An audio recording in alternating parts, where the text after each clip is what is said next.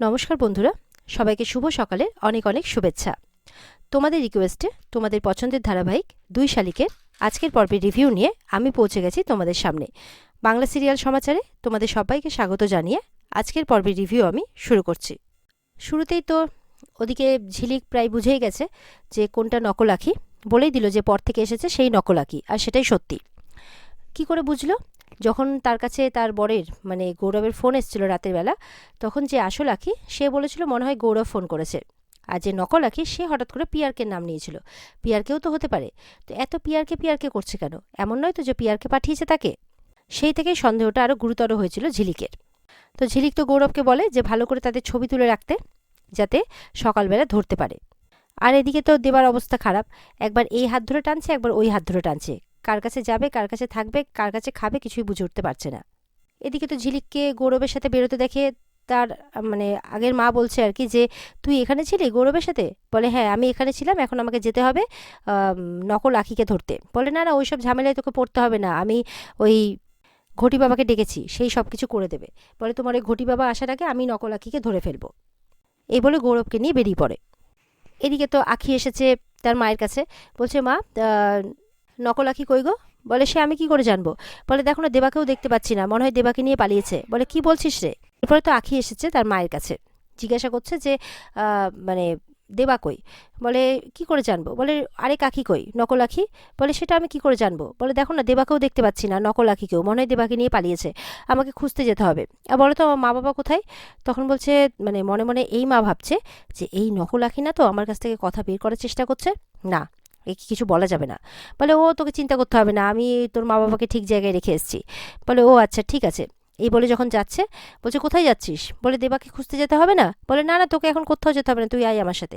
এই বলে ঘরের মধ্যে বন্দি করে দেয়, বাইরে দিয়ে শিকল টেনে দেয় এই মা। বলে ও মা তুমি কি করছো? আমি আসল আঁখি। বলে কে আসল আর কে নকল সেটাই তো বুঝতে পারছি না, সেটাই এখন ঠিক করবে ঘটি বাবা। তখন আঁখি ভাবছে ঘটি বাবাটা কে রে? আর এদিকে ঝিলিক আর গৌরব মিলে যখন যাচ্ছে আঁখিদের ঘরে, তখন গিয়ে দেখে দুটো শাড়ি কেচে বাইরে মেলা রয়েছে। এটা দেখে তো দুজনেই অবাক যে এবার তো তারা শাড়ি চেঞ্জ করে ফেলেছে, এবার চিনবে কি করে। তখন গৌরবকে বলছে আপনাকে বলেছিলাম না যে ওদের শাড়ি চেঞ্জ করার আগে আমাকে ডেকে দেবেন। গৌরব বলছে যাব বাবা, ওরা কখন শাড়ি চেঞ্জ করছে সেটা আমি কি করে জানতে যাব, আমি কি ওদের দিকে চোখ রাখবো নাকি? আশ্চর্য তো। বলে এই জন্যই না স্বামীদের উপরে বউদের ভরসা করতে নেই, এরা বউকে পেলে না সব কিছু ভুলে যায়। তখন মনে মনে গৌরব বলছে কথাটা তুমি মন্দ বলনি, এরকম ব্যাপার আর কি। এবার ঝিলিক দেখছে আঁখিদের ঘরে দরজা বন্ধ। বলে ঠিক আছে চলুন ওদেরকে ডাকি, অন্যভাবে ধরতে হবে ওদেরকে। এদিকে তো ঝিলিকরা আঁখি আঁখি বলে ডেকেই যাচ্ছে, কিন্তু কিছুতেই সাড়া পাচ্ছে না। এরপরে গৌরবকে বলছে আপনি ফোনে একটু ওই পুলিশের গাড়ি আসার ওই হর্নটা বাজান তো। দিয়ে ওইভাবে বাজাচ্ছে গৌরব। সেটা শুনেও আঁখি বেরোচ্ছে না।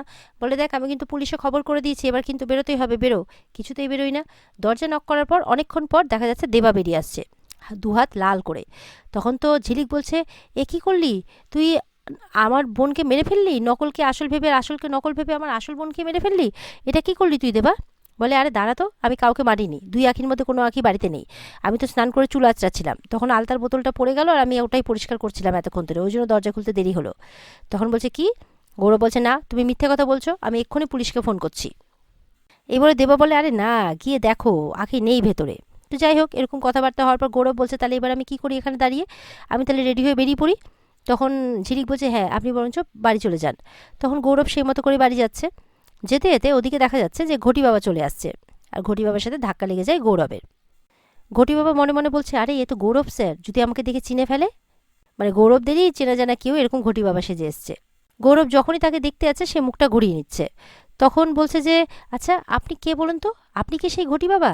আপনি কি করে ঘটির জল দিয়ে, কি করে ঘটি দিয়ে আসল নকল চিনবেন আমাকে বলুন তো। বলে আরে বৎস তুই ওসব বুঝবি না, আমি তোর সম্পর্কেও সব কিছু বলে দিতে পারি। এই বলে গৌরবের সম্পর্কে যেটুকু জানে আর কি টুকটাক কথা বলে। গৌরব একটু চুপ করে থাকে। তারপর ওদিক থেকে গুলু আসছিল। গুলুকে বলে এই যা তো, ওনাকে আমার শ্বশুরবাড়ি নিয়ে যা। বলে তোমার শ্বশুরবাড়ি? সেটা আবার কোথায়? বলে তুই ঝিলিকদেরকে চিনিস? বলে হ্যাঁ ঝিলিকের বাড়ি চিনি।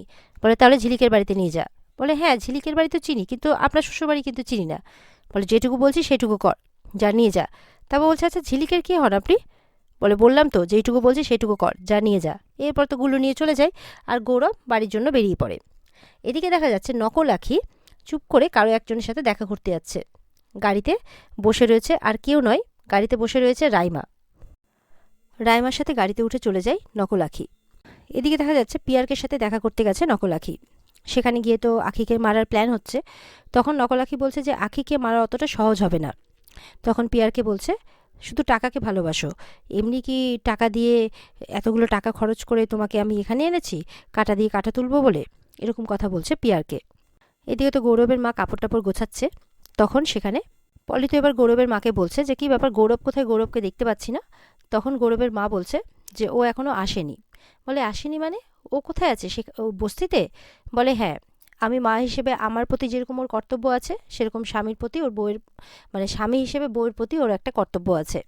আমার স্বামী আমার উপর যেরকম অবহেলা করেছে আমি চাই না যে ও স্বামী হিসেবে সেটাই করুক। এদিকে পলি বলছে যে গোরা তো আমাদের সংসারে হালটা ধরে রেখেছিল বলো। বলছে সংসারের হাল ধরা আর ভালোবেসে স্ত্রীর পাশে থাকার মধ্যে অনেক পার্থক্য আছে। এদিকে পলি তো বারবার করে গোরার কথা বলছে কোম্পানিতে রাখার জন্যে। তখন গৌরবের মা বলছে যে গৌরবের এখন গৌরবের বাবা যখন নেই তখন কোম্পানি দেখার দায়িত্ব সম্পূর্ণ গৌরবের, আমি গৌরব আসলে গৌরবের সাথে কথা বলছি। তখন পলির মুখটা চুপ হয়ে যায়। এরপর গৌরব আসলে পলি বলছে কোথা থেকে এলি বাবা, বস্তি থেকে? যখন গৌরবের সাথে কথা বলছে পলি তখন এদিকে গৌরবের মা বলছে মনে হয় ওভেনে কিছু বসিয়ে এসছো, পোড়া গন্ধ বেরোচ্ছে। বলে এই রে, তাই তো আমি তো গার্গীকে দেখতে বললাম, আচ্ছা ঠিক আছে আমি দেখে আসছি বলে পলি চলে যায়। গৌরবের মা বলছে যে তোর বাবার ফ্যাক্টরিতে কিছু একটা গন্ডগোল হচ্ছে, তুই একবার গিয়ে দেখ। বলছে সরি মা, পিয়ারকের ফ্যাক্টরিতে আমি ইনভলভ হতে চাই না। তখন তার মা বলছে বস্তিতে কোনো গন্ডগোল হলে সেখানে ছুটে যেতে পারিস, যে গন্ডগোল পাকিয়েছে তাকে শাস্তি দিতে পারিস, অথচ নিজেদের ফ্যাক্টরিতে গন্ডগোল হলে যেতে পারিস না। এখানেও মানুষ থাকে গৌরব, ফ্যাক্টরিতে ক্ষতি হলে অনেক পরিবারের ক্ষতি হয়ে যাবে, তার মধ্যে আমার পরিবারও আছে, তুই না পারলে আমি যাব। গৌরব মায়ের কথা শুনে অবাক হয়। আর এখানে আজকের পর্ব শেষ হয়ে যায়। তো বন্ধুরা, এই ছিল আজকের পর্বের রিভিউ। ভালো লেগে থাকলে অবশ্যই পর্বকে লাইক, কমেন্ট আর আমাদের চ্যানেলকে কিন্তু সাবস্ক্রাইবটা করতে ভুলবে না। পর্বের বিস্তারিত দেখতে অবশ্যই তোমরা স্টার জলসার পর্দায় চোখ রাখবে। তাহলে দেখা হচ্ছে আগামীকালকে নতুন পর্বের রিভিউ নিয়ে। ততক্ষণ সবাই ভালো থাকবে। টাটা।